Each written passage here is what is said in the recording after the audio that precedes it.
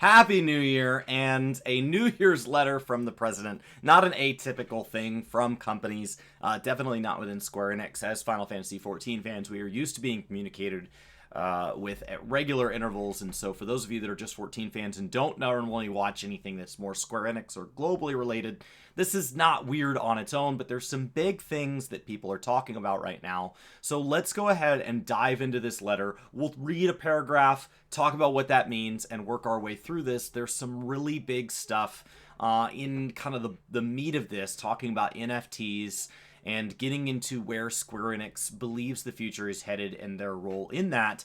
That I think as a large Square Enix fan could have some pretty drastic impacts on the sorts of things, especially within sensitive subjects such as monetization in gaming.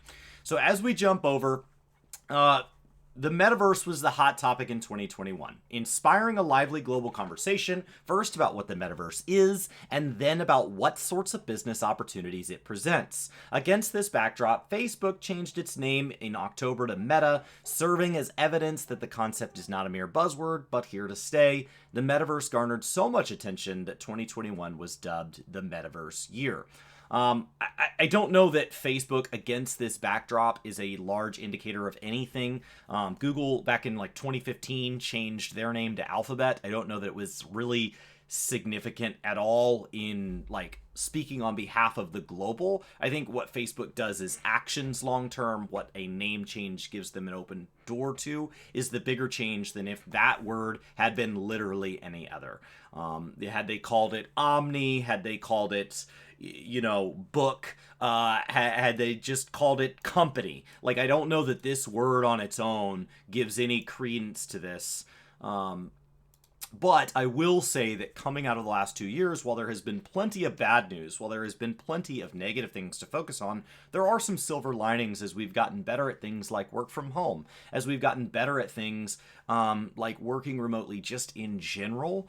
And I think that hopefully some of that will be here to stay. There will be people, not everybody, but there will be people whose jobs really didn't need to be hours and hours of commuting away from their family, costing resources, when they could have done portions of their week or maybe their entire week from a more remote location such as their home. And so I think as that's taken place, as we've seen the way movies are consumed, and with these moves to like day one streaming being really big and really public, as we've seen big pushes into gaming culture being really widely shared, especially those of us in 14 being very well aware of what it's like to be thrust into the limelight and be prepared really to largely accept a lot of those people, to the point that it bogged their servers down. So I think we've seen a lot of shifting over the last 2 years, and hopefully some of the positives are here to stay. It definitely feels like some of the negatives will have long-lasting effects.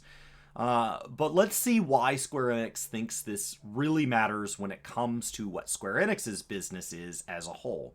And so they go on to say, I attribute this in large part to advances in extended reality technology, the increasing prevalence of the cloud and 5G, more sophisticated blockchain technology, and other technological evolutions that have taken place in a variety of fields over the past several years. That is because these advances are given rise to services that fall under the metaverse umbrella. The metaverse will likely see a meaningful transition to business phase in 2022, with a wide range of services appearing on the scene. As this abstract concept begins to take concrete shape in the form of product and service offerings, I'm hoping that it will bring about change that have a more substantial impact on our business as well. I think the metaverse as a concept is so broad that it would be hard to have anything technological that's even remotely internet connected not fall like, oh, and see, that's the hard thing about a metaverse prediction, is this idea that like, well, everything is going to be technology based. That means that then anything technology based becomes like confirmation of this vision. So I don't know that really depends on how you read it.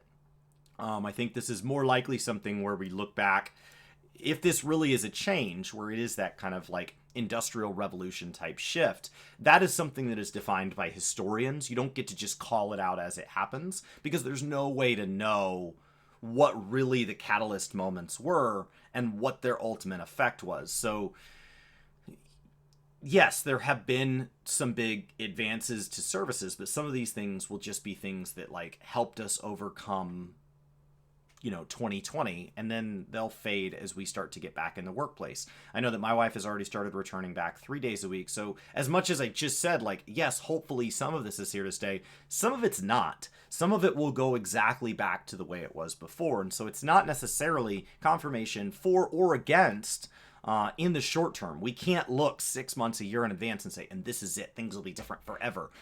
Maybe. But really, I think we should probably let a little more time play out before we look back and define whether or not this moment is the moment that's giving rise to a metaverse umbrella that encompasses all technology and we're all plugged in, full time. Another term that gained quick currency in 2021 was NFT, or non-fungible token. The advent of NFTs using blockchain technology significantly increased the liquidity of digital goods, enabling the trading of a variety of such goods at high prices and sparking conversations the world's over. I see 2021 not only as the metaverse year one, but also as NFTs year one, given that it was the year in which NFTs were met with a great deal of enthusiasm by a rapidly expanding user base. However, we do observe examples here and there of overheated trading in NFT-based digital goods with somewhat speculative overtones. Regardless of the observed value of the content provided, this obviously is not an ideal situation, but I expect to see an eventual right-sizing in digital good deals as they come into more commonplace among the general public, with the value of each available content corrected to their true estimated worth, and I look for them to become as familiar as dealings in physical goods. NFTs, for anybody that doesn't know what that is, a non-fungible token. The idea is that you own something unique. The idea is that you own something that has value. Not that different than a share in a company, that it's yours. It might be totally unique. It might be one of a kind, or it might be one of a limited run.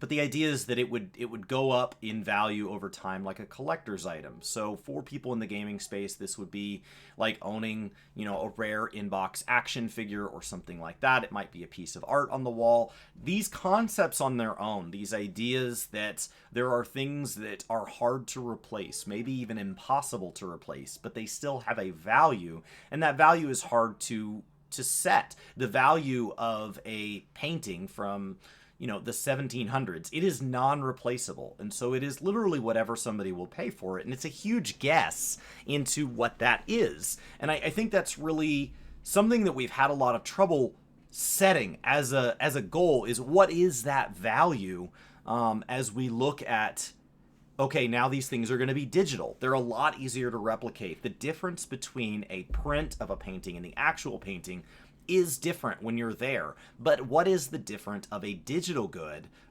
if it can be reprinted, but that's not one of the NFTs? And so as these have proposed things like maybe they act somewhat as some sort of VIP pass where NFT holders are also shareholders, they get early access to things or specialized access to things, and then your early access, imagine Final Fantasy XIV players, if your 1.0 status could be bought and sold. Imagine if you could transfer your 1.0 status to somebody else, and then their character could have the tattoo and their name could be in the credits. What is the value of that?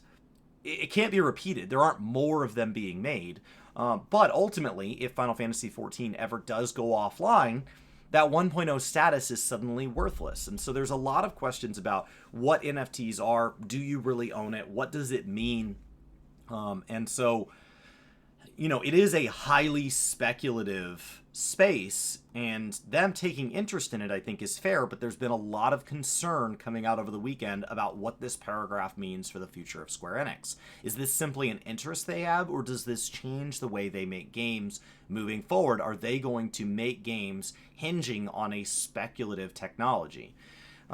To address these changes in our business environment, the medium-term business strategy that we unveiled in May 2020 identified AI, the cloud, and blockchain games as new domains on which we should focus our investments, and we have subsequently been aggressive in our R&D efforts and investments in those areas. In the AI space, we established Square Enix AI and Arts Alchemy Co., and in March of 2020 to pursue development efforts in the wider field of entertainment AI rather than being constrained by traditional concepts of gaming AI.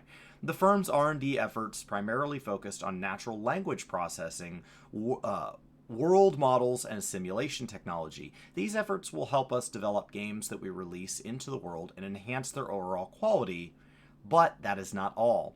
By incorporating the output of these R&D efforts into virtual avatars and elsewhere, we plan to apply that output to a wide variety of content and provide the relevant technology to other companies, with a view to leveraging these R&D efforts across our entire digital entertainment business. This whole thing, as it doesn't tell us anything. This effectively says, we said we'd go into AI, we've gone into AI.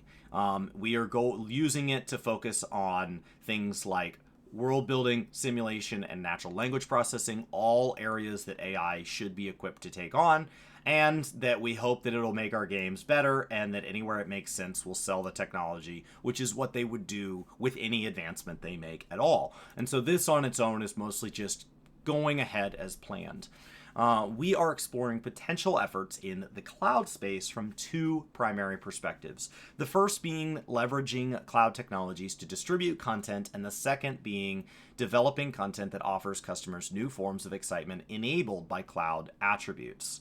More telecommunication infrastructure is being built, as exemplified by the expanding 5G coverage. Devices are also making performance gains. As these trends continue, I believe that the content we provide will become more accessible, making it more likely that our customers will discover enjoyment as we gain new touch points with them. Leveraging cloud technologies is extremely effective as a means of making our content and services uniformly available as a catalyst for creating new forms of excitement that expand upon the content development capabilities for which we are known. As such, we will be making ample investments in the cloud space. This is actually something that is really, really big. First of all, when we talk about this, from Final Fantasy XIV is the primary Square Enix game that I talk about here, but it is not the only Square Enix game that I have ever played, ever will play. And so what this means is, first of all, distributing games, meaning we are making a better use of just this infrastructure out there. As we look at the recent launch of Endwalker for Final Fantasy XIV, distributing content has been something that it is hard to scale up and scale down the amount of server space you need, and it would be nice if that was something that they were a little better at doing. And that is something that having more scalable server infrastructure makes sense. And so when you have companies like Amazon with Amazon Web Services, where they say, hey, we have a big bank of servers spread all over the world, and we can scale up your portion of that and scale that down, that is very different than having to own your own servers. And there are pros and cons to that. So I don't think it's about moving all one or all the other. But there are advantages to having your own machines that you know are going to be there no matter what. Nobody else is in charge of them but you. You don't have to share them with any other customers. But there is also something to saying during times of surge, during times of patch downloads, the ability to distribute based on kind of other server infrastructure that can be more regionally targeted is an advantage. But the bigger half of this is as we talk about things exemplified by, but not limited to, 5G coverage and device performance gains. The idea that we could start to say, what if the difference in the parts of the game that are run on the server and run on the client, what if that ratio shifts? What if more and more of the game is calculated on the server, meaning that the amount of power that your device has to have doesn't keep rising as the quality of games rise? When you look back, we constantly think games will get better when X comes out, this next technology within the 14 space, within MMO spaces. People are like, oh, I can't wait till they drop their oldest support model. They raise minimum specs because that will allow them to do cooler stuff. But the idea here is that if you had enough shifting over to the cloud calculating things, you could continue to advance the quality and technology going into games, but minimum spec no longer has to go up and up and up. And where that gets really exciting is not just that we would say, hey, Final Fantasy XIV is going to run on PS4s forever, because it's going to keep getting better, but all of the ways it's getting better is server side, and so client side, we don't need additional power from the worst computers and the lowest grade consoles it runs on. But also, as other technology increases, there could come a day where you could play Final Fantasy XIV from a tablet with a Bluetooth keyboard and mouse, because the local client side really didn't keep going up, and the quality of what the tablets can do, as we look at the power of something like my phone compared to my first computer that I ever played games on, these things are powerhouses. So if we could start to say, okay, more and more things from the new technology side are moving to things that are calculated on this server infrastructure, this is the exciting aspect of when Google got into cloud gaming. It wasn't about would they actually make an impact. It wasn't about, well, how will they actually make their own games. It was, will they provide a platform that paves the way for the next style of technology. When we look to what Game Pass is doing when paired with xCloud, these are exciting things in that there could come a day, especially in parts of the world that traditionally have not had a lot of hardware in the home. And as those areas start to plug into massive internet infrastructure increases, this could be really big, and it's a big growth sector. Imagine if you could just single-handedly, day one, activate the rest of China, all of India, the rural parts of America, by saying, hey, internet is now in those areas. Maybe it's through something like Starlink, maybe it's through something like 5G coverage, maybe it's through infrastructure plans from a government in that area. And now that they have internet, we don't need them to buy into $600 hard-to-get consoles. We can just provide them the game as long as they have, any console or tablet made within the last X number of years. This is really, really big. Lastly, blockchain games. Be they single-player or online games have traditionally involved a unidirectional flow whereby creators such as ourselves provide a game but to the consumers that play them. By contrast, blockchain games, which have emerged from their infancy and are at this very moment entering a growth phase, are built upon the premise of a token economy and therefore hold potential to enable self-sustaining game growth. The driver that it most enables such self-sustaining game growth is diversity, both in how people engage with interactive content like games and in their motivations for doing so. Advances in token economies will likely add further momentum to this trend of diversification. I see a play to earn concept that has people so excited as a prime example of this. Maybe. This could also be the next level of RMT. When if you think botting is bad now, provide actual value for the time that bots are able to get away with being in game. There is a lot to be concerned about with moving the play to earn as literal, play to get paid.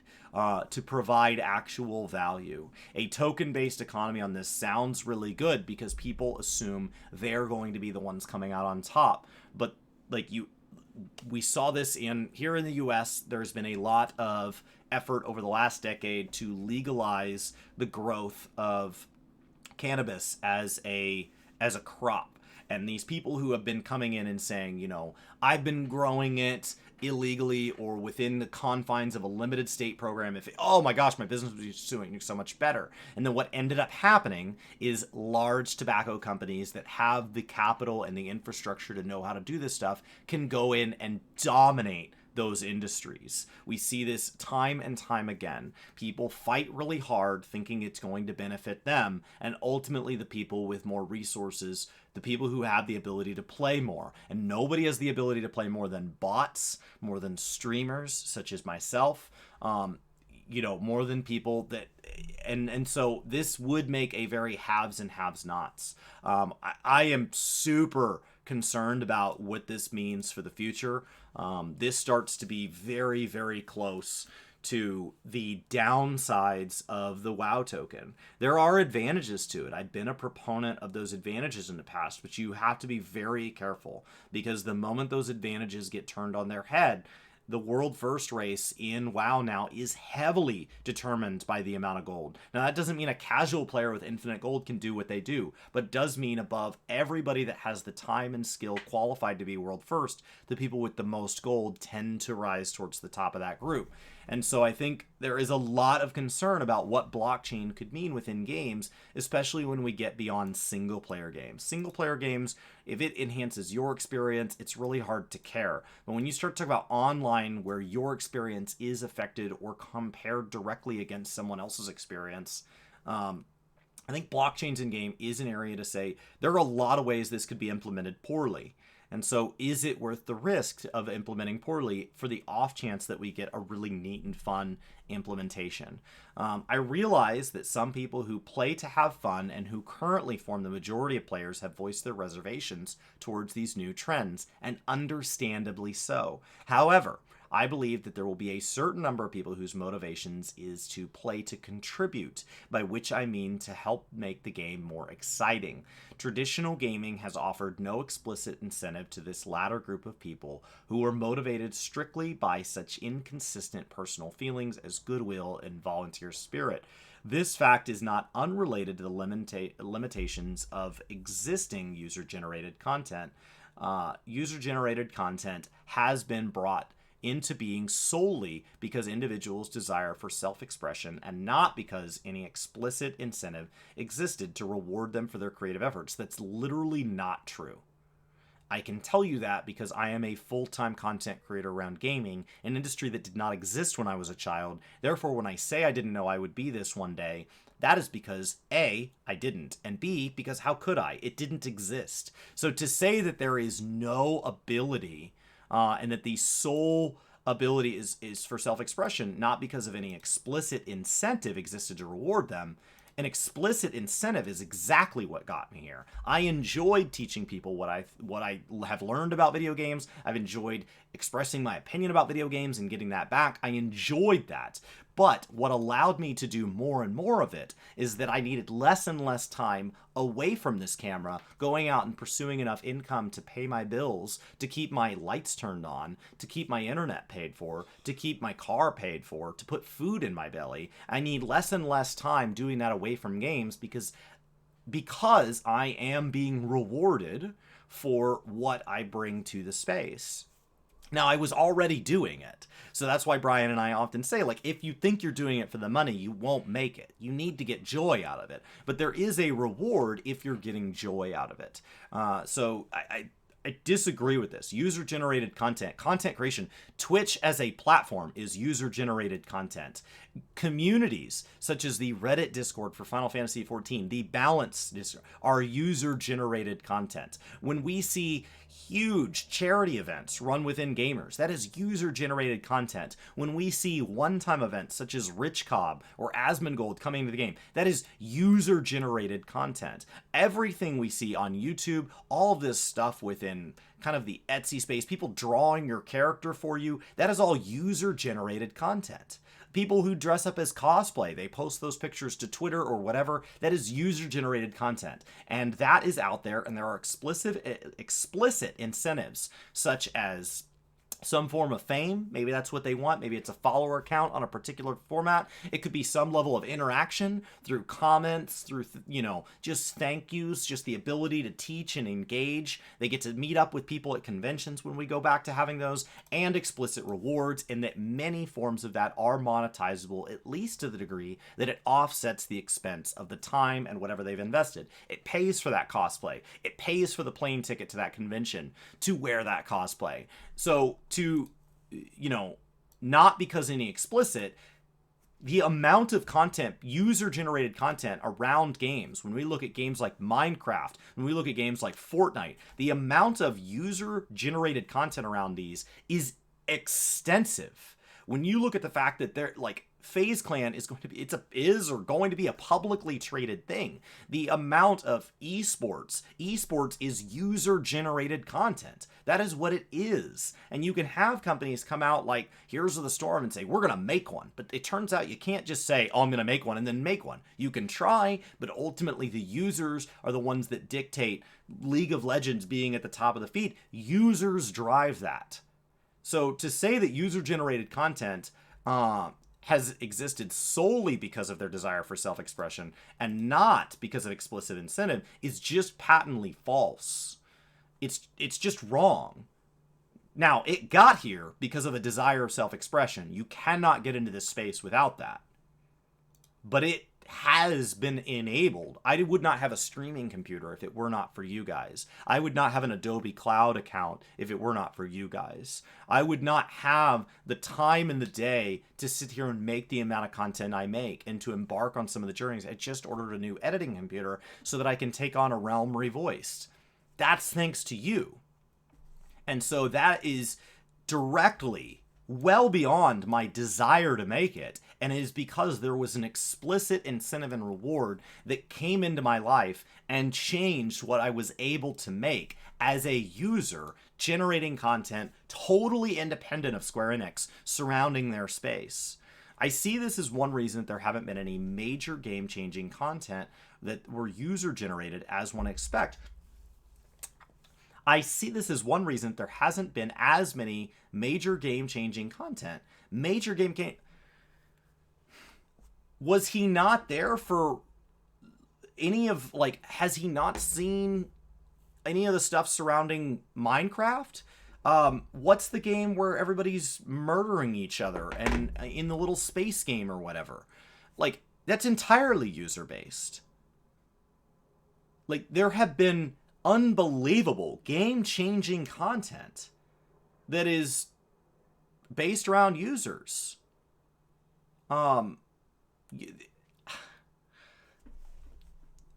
have been a ton of them, and they are because of a desire for self-expression and, screw this word not, because there was explicit incentive and reward to not only thank them for what they did make, but to give them the resources to go on and then make something else even bigger and better. However, with advances in token economies, users will be provided with explicit incentives, thereby resulting in not only greater consistency in their motivation, but also creating a tangible upside to their creative efforts. I believe that this will lead to more people devoting themselves to such efforts and to greater possibilities of games growing in exciting ways. From having fun to earning to contributing, a wide variety of motivations will inspire people with games to connect with one another. Oh, it is blockchain-based tokens that will enable this. By designing viable token economies into our game, we will enable self-sustaining game growth. It is precisely this sort of ecosystem that lies at the heart of what I refer to as decentralized gaming. And I hope that this becomes a major trend in gaming moving forward. If we refer to the one-way relationship where game players and games providers are linked by games that are finished products as centralized gaming, to contrast with decentralized gaming, then incorporating decentralized games into our portfolio in addition to centralized games will be a major strategic theme for us starting in 2022. The basic and elemental technologies to enable blockchain games already exist, and there has been an increase in the social literacy and acceptance of crypto assets in the past few years. We will keep a close eye on the societal shifts in this space while listening to the many groups of users that populate it and ramp up our efforts to develop a business accordingly with an eye to potentially issue our own tokens in the future. So there's a couple problems with this. First, they're saying that centralized gaming is kind of gaming as it is, and decentralized gaming. So centralized gaming and decentralized. Centralized and decentralized, when you talk about banking, you're referring to who has control. So centralized money is centralized on banks and on governments. That's who controls the flow of currency. And decentralized starts to move to where the populace controls it, is the theory behind it. Centralized gaming and decentralized, to say that those are out there, that implies that the player base begins to own and develop the direction the game goes. But to say that that then exists as a thing entirely within Square Enix portfolio is kind of antithetical to that, where you say, we want something to be out there and be ephemeral and be owned and developed by anybody, and it can exist solely within the confines of, ultimately, Square Enix. So, it is still going to be centralized. It is still going to be governed and controlled by Square Enix, and if Square Enix ever shuts that game down, you're going to lose all of your value. So, all they're doing is monetizing the concept of this. This is just FOMO at best. And if you want to know what wide variety of motivations will inspire people, go back to the launch of Diablo 3. The wide variety of wanting to make money or wanting to make money, wide variety. It's so wide. It's all the way from making money to making money. Like, that's it. There is no wide variety. The wide variety, all you're doing is adding making money to this, and there's already ways to make money at playing video games. It's already out there. So you're just adding more ways to make money at video games, which on its own isn't bad, but you're doing it by parading it around as some service to the player base, to the entire player base. This one group of people who have the ability to drop everything and focus on monetizing this in whatever definition of money is, in this internal currency, will benefit, but at what cost to literally every other player in the player base? So as long as these are done in new games, honestly, I don't care. You want to come out with a game that's blockchain based, I can decide whether or not to get in that game. Where I'm concerned is that this will come into existing properties. Because my view on monetization is do whatever you want. BDO is a pay-to-win MMO, and people play it and have fun, and that's awesome. And I don't play it because I don't find that fun, and that's awesome. It doesn't matter. You can do whatever you want to do. Where I struggle is when there's a value proposition of, come over to my house, I'll feed you dinner, and it's no worries, it's on me. And then you get here, you eat the dinner, and then I tell you you owe me for it. My concern is when the value proposition changes mid-transaction. And so my concern is you invest all this time and money in Final Fantasy XIV. You play for, 8 years, 10 years, whatever. You've got thousands of dollars invested, thousands of hours invested, and then they come out with some token, and to keep your character relevant, you have to become engaged in this token, and so you now feel pot committed, and it puts you in a weird spot. If you can decide from the onset, the beginning of a game coming out, whether or not you want to be involved with this, that's fine. My concern is, what does this mean for their existing properties when they say, hey, we understand not everybody likes this. We understand that majority of players don't like this, but we think the majority can screw themselves because there are a certain number who are motivated to support our portfolio, and that is really exciting for our shareholders. That's where I get concerned with this. Our lifestyles have changed, and we are learning to coexist. Against that backdrop, I believe that the new technologies and concepts that I have discussed and the changes that bring our business environment will provide us with numerous opportunities to enrich people's lives through digital entertainment, which is at the core of our business. This at the same time means that we are seeing the beginnings of future leaps forward for our business. We remain committed to creating, developing, and providing world-class content, and we will contribute to the happiness of society and its people by offering new forms of excitement. I think there's a lot to be concerned about here. I think there's a lot of what does this mean for Final Fantasy 16? What does this mean for the rest of Final Fantasy 7R? What does this mean for Final Fantasy 14? Final Fantasy 11? And then beyond the Final Fantasy properties, what does this mean for future Marvel games if they're doing any of those? Deus Ex games, Tomb Raider, Dragon Quest properties. The number of games in the Square Enix portfolio is enormous. So what does it mean for future games within existing franchises? What does it mean for all new franchises that are being onboarded at Square Enix? Because this does not sound like it's in addition to. It does not sound like we have an additional round of funding to go pursue this. This sounds like we have a limited amount of resources to pursue things in a year, and we are excited to announce that we are now taking a portion of those resources and designating it to games with advances in token technologies, that we are moving towards NFTs. And I think this is a problem. I think this is something to be concerned about. We'll have to see. Ultimately, is it a bunch of just empty talk and it doesn't really change anything, in which case no need to be concerned? Or is this something where we look back and we say, yes, this was the beginning of the next round of loot boxes or whatever? And I have no problem with microtransactions in games personally, as long as they are presented up front for what they are. If right on the box it says, hey, this is a gambling game and you can come into it and gamble, and when you're gambling there's going to be a lot of gambling going on, then that's fine. I don't care. I just won't play that game if that's not the sort of thing I want to be involved in. I play mobile games. I do. And they are microtransaction driven. I'm familiar with it. And then I play Final Fantasy XIV, which is not microtransaction driven. And that's fine too. My concern here is, how do you transition?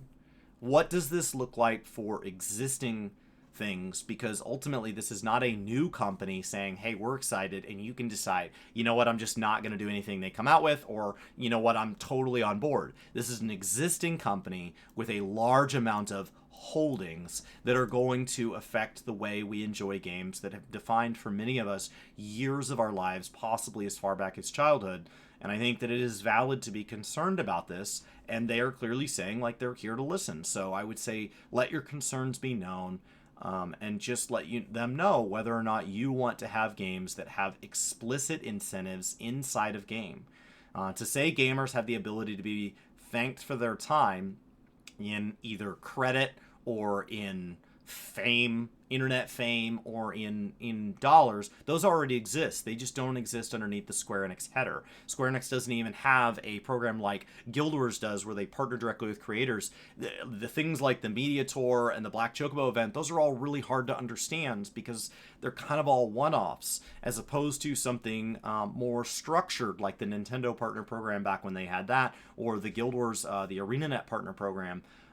So you know, it hasn't been really super straightforward. You know, things like the WoW token, EVE Online's token, you know, the Plex. How these work is something that, like, how it's implemented means everything. The Plex token in EVE feels different than the WoW token, feels different than my ability to buy things in Guild Wars right in browser, and that feels different than the way that Final Fantasy XIV is monetized in and above the sub, which it is. So I think implementation is everything, execution is everything, and I think there's a lot of concern here based around the past executions of similar big broad terms, and this was too broad to make me feel that those are not worth continuing to have here. So I'm mostly just nervous for what this is. It's not really actionable. It's just nervousness for the sake of it. And it's a great start to 2022, I guess.